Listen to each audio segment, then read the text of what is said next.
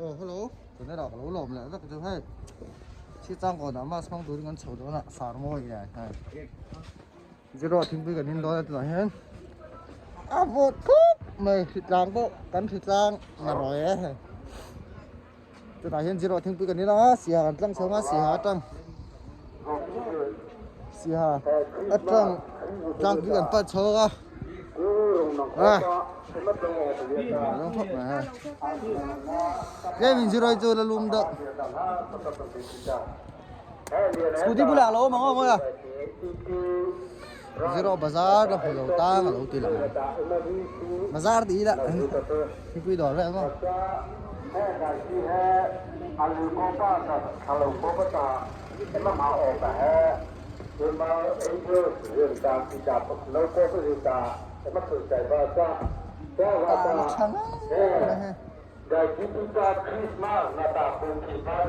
Xia kan lâu lằng lẹ. Thiên cái này đó nè, tuy lại đó khóc là nó đi sắm gì, đây là trộn Phật thì đó, sáng mai chả kẹp tóc chưa, rồi, cái thể thấu rồi, đây là treo mà không, tức là này xì hạt bây giờ là cái đồng nó có, cái đây không chả tăng thấy thôi, không tính đâu, thế là đây còn hell luôn nhỉ, cái mùi hi này không có mỏ cái lấy thôi ạ. Đó luôn mà thì có entrance vel là giống không scooty side gas type cái thứ đó đây là mini xả rồi đây nè anh tầm khóc này scooty tuy là có tầm như thế cái đó vẫn là đó nè phu linh cái này đấy từng thị trường to à.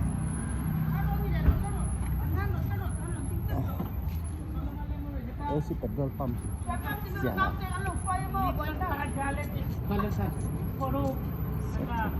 Đây là thế này. Đây thì lại thêm.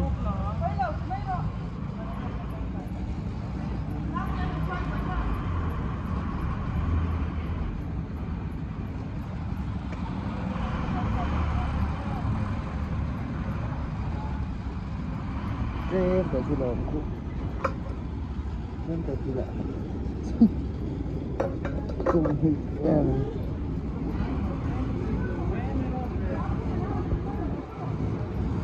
là hiền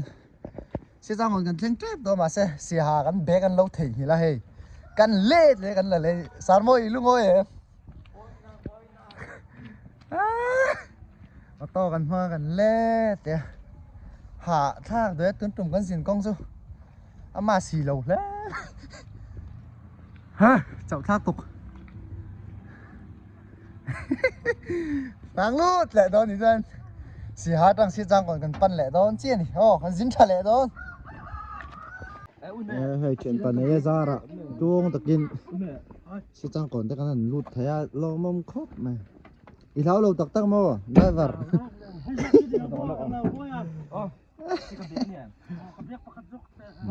kan bung romin phu saka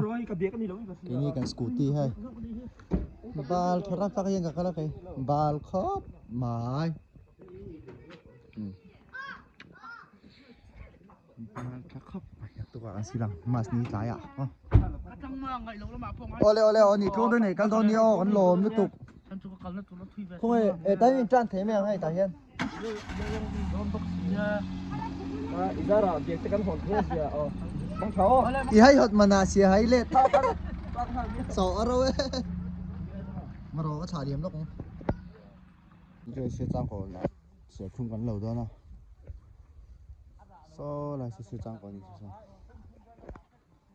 bazaar còn lại về mà hay gì xe này hay là xe không chú này đó tay đằng nắp sao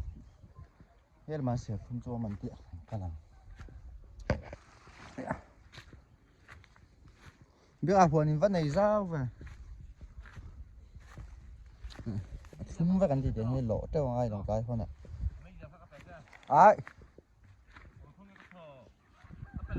từ na à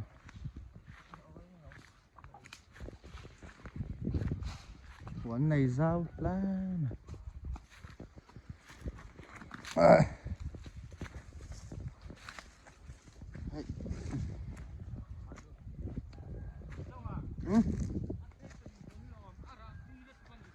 Thế bà linh có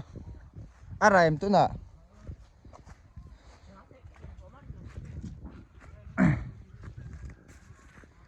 thế bà linh có chút thầy tôi làm tên in mà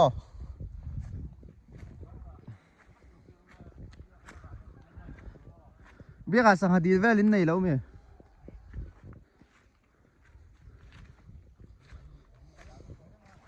cái xe không muốn cho đi tỏ mày à sang về thăm mẹ mình đi nọ tôi trộm nuôi mày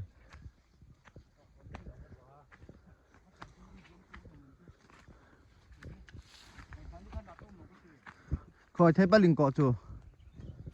à rá lằng thầy là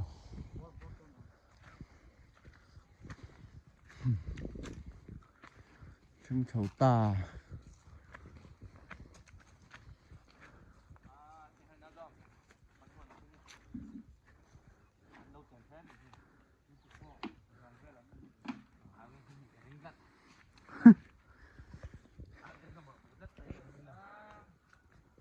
bắt sang lắm về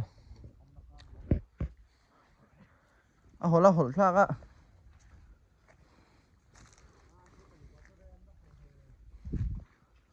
rèm vét à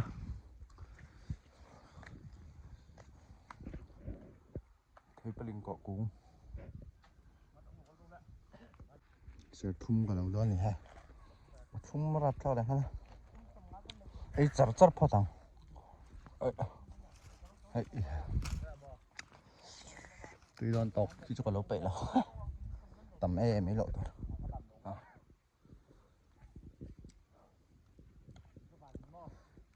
nè